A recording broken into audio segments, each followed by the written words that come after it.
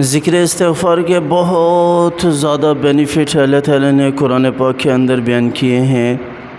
بہت ہی زیادہ فائدے قرآن کے اندر موجود ہیں۔ جو بھی شخص کثرت سے ذکر استغفار کرتا ہے، اور ذکر استغفار کا مطلب صرف زبان کو ہلا دینا نہیں ہے، استغفار کا مطلب بھی ہمیں سمجھنا چاہیے کہ آخر ہم ذکر استغفار اتنی کثرت سے کر تو رہے ہیں، اس کا مقصد کیا ہے، اس کو کیوں کیا جاتا ہے، اس کا معنی کیا ہے، اس کا مقصد کیا ہے، یا خالی یوں ہی طوطے کی طرح بس زبان سے رٹا جائے اور ہم سمجھیں کہ ہمیں بینیفٹ مل جائیں۔ ایسا نہیں ہے۔ استغفار کا مطلب ہے اپنے گناہوں سے مغفرت طلب کرنا۔ اللہ تعالیٰ نے قرآن پاک کے اندر بھی ایک گناہ سے بچنے کا ذکر کیا ہے کہ جتنے بھی لوگ ذکر استغفار کرنے والے ہیں وہ اس گناہ سے اپنے آپ کو لازمی بچائیں۔ پہلے اس کا مطلب سمجھ لو، ذکر استغفار کا مطلب کیا ہے، پھر جو اللہ نے قرآن پاک کے اندر جو ارشاد فرمایا ہے کہ اس گناہ سے بچنا لازمی ہے وہ بھی آپ کے سامنے رکھتا ہوں۔ ذکر استغفار کا مطلب ہے اللہ کے سامنے گڑ گڑانا، اللہ کے سامنے مغفرت طلب کرنا، اپنے گناہوں پر شرمندہ ہونا، اپنے گناہوں کی معافی طلب کرنا۔ ایسے ہی تو نہیں اللہ تعالیٰ نے اتنے بڑے بڑے فائدے جو ہے وہ قرآن میں ذکر کیے۔ سورہ نوح کو اٹھا کر دیکھ لو، اس کے علاوہ سورہ انفال کو اٹھا کر دیکھ لو، سورہ حجر کو اٹھا کر دیکھ لو، اس کے علاوہ اور بہت ساری صورتوں کے اندر اللہ تعالیٰ نے ذکر استغفار کے بینیفٹ فائدے بیان کیے ہیں اور بے انتہا بیان کیے ہیں، بے انتہا بیان۔ 71 آیتیں اللہ تعالیٰ نے ذکر استغفار کی فضیلت اور اس کے فائدے پر اللہ تعالیٰ نے جو ہے وہ قرآن پاک کے اندر آیات بیان کی ہیں۔ یہاں تک اللہ تعالیٰ نے ارشاد فرمایا کہ جو بندے بھی کثرت سے ذکر استغفار کرتے ہیں، جس طرح سورہ نوح کے اندر اللہ تعالیٰ نے ارشاد فرمایا فَقُلْتُ اسْتَغْفِرُوا رَبَّكُمْ إِنَّهُ كَانَ غَفَّارًا يُرْسِلِ السَّمَاءَ عَلَيْكُمْ مِدْرَارًا وَيُمْدِدُكُمْ بِأَمْوَالٍ وَبَنِينَ۔ اللہ تعالیٰ کی ذات خود کہہ رہی ہے کہ تم کثرت سے معافی مانگنے والے بنو، مغفرت طلب کرنے والے بنو، میں تمہیں مال و دولت بے بہا تمہارے اوپر لوٹا دوں گا، تمہیں مالدار بنا دوں گا، تمہیں اولاد والا بنا دوں گا، تمہیں سرسبز و شاداب باغات عطا کر دوں گا، اور تمہارے دریاؤں کو بھر دوں گا پانی سے، نہریں جاری کر دوں گا۔ اللہ تعالیٰ کی ذات ارشاد فرما رہی ہے، اللہ تعالیٰ کی ذات ارشاد فرما رہی ہے۔ صرف کس چیز پر؟ ایک ذکر استغفار کرنے پر، ایک ذکر استغفار کرنے پر۔ تو ذکر استغفار کا مطلب، مقصد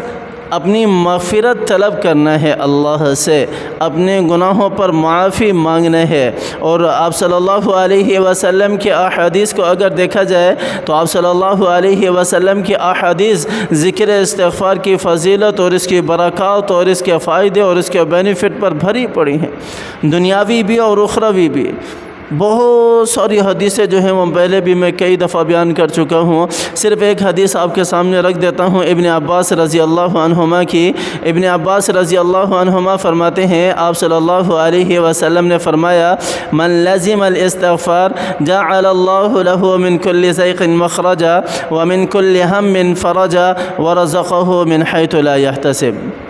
آپ صلی اللہ علیہ وسلم نے فرمایا کہ جو بندہ بھی ذکر استغفار کو لازم پکڑ لیتا ہے، اللہ تعالیٰ ساری تنگیاں اس کے اوپر سے ختم فرما دیتے ہیں، ساری بندشیں اس کے اوپر سے ختم فرما دیتے ہیں، اس کے لیے راستے سارے کے سارے کشادہ کر دیتے ہیں، آسان کر دیتے ہیں، اور ہر قسم کی فکر سے اللہ کی ذات اسے آزاد کر دیتی ہے، اور ایسی ایسی جگہ سے اللہ تعالیٰ کی ذات اس کو رزق دیتی ہے کہ اس کے ذہن و گمان میں بھی نہیں ہوتا، ایسے بندے کے لیے جو کثرت سے ذکر استغفار کرنے والی ہے۔ لیکن ہمارے بہت سارے دوست احباب ذکر استغفار کرنے والے ایک گناہ کے اندر مبتلا رہتے ہیں، جس کی وجہ سے ہمارا جو ہے وہ یہ ذکر ہمیں فائدے نہیں دیتا، بینیفٹ نہیں دیتا، اور اللہ تعالیٰ نے اس سے منع فرمایا ہے کہ وہ نہ کریں۔ والذین اذا فعلوا، سورۃ البقرہ کی آیت ہے، والذین اذا فعلوا فاحشة او ظلموا انفسهم ذکروا اللہ فاستغفروا لذنوبہم۔ اللہ تعالیٰ کی ذات کیا ارشاد فرما رہی ہے کہ تم سے کوئی بھی کتنا ہی بڑا گناہ کیوں نہ ہو جائے، پہاڑوں جتنا بڑا ہی گناہ کیوں نہ ہو جائے، اللہ تعالیٰ کی ذات کہہ رہی ہے میری طرف متوجہ ہو جاؤ، ذکر استغفار کرنے والے بن جاؤ، میں وہ معاف کر دوں گا۔ اللہ تعالیٰ کی ذات کہہ رہی ہے، اور اس کے فائدے بھی ہمیں ملنا شروع ہو جائیں گے۔ لیکن ساتھ ہی اللہ تعالیٰ نے ارشاد فرما دیا وَلَمْ يُصِرُّوا عَلَى مَا فَعَلُوا وَهُمْ يَعْلَمُونَ۔ اللہ تعالیٰ کی ذات یہ کہہ رہی ہے کہ پھر اس گناہ کو دوبارہ نہ کرنا،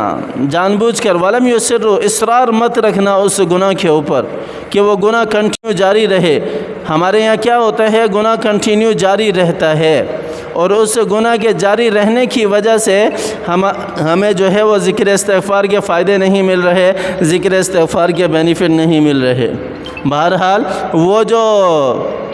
گناہ ہے، یہ ذکر استغفار ان کی تلافی تو خیر کرتا رہتے ہیں، یہ بھی اگر اس گناہ سے معافی کی نیت ہو، اس گناہ سے معافی کی نیت ہو، تو اس لیے اس ایک گناہ سے اپنے آپ کو لازمی بچائیں اگر ذکر استغفار کے فائدے آپ چاہتے ہیں۔ اگر ذکر استغفار کے چاہتے ہیں کہ ہمارے ساتھ بھی ہمارے اوپر بھی برکتیں نازل ہوں، ہمارے ساتھ بھی بہت اچھے اچھے واقعات پیش آئیں ذکر استغفار کی وجہ سے، تو اس کے لیے ایک کام کرنا لازمی ہے کہ ہم جو گناہ کر رہے ہیں، جو کنٹینیو چل رہا ہے، اس سے توبہ کریں، پکی توبہ کریں کہ دوبارہ نہیں کریں گے، جان بوجھ کر دوبارہ نہیں کریں گے۔ ہاں اگر ہو جاتا ہے تو دوبارہ توبہ کر لیں، اس کے اوپر بھی حدیثیں ہیں، لیکن جان بوجھ کر اس کے اوپر استقامت اختیار کرنا، گناہ کے اوپر اس کو کنٹینیو کرنا، یہ ہمارے ذکر استغفار کے فائدوں کو بہت پیچھے لے جاتا ہے۔ اللہ تعالیٰ کی ذات مجھے بھی اور آپ کو بھی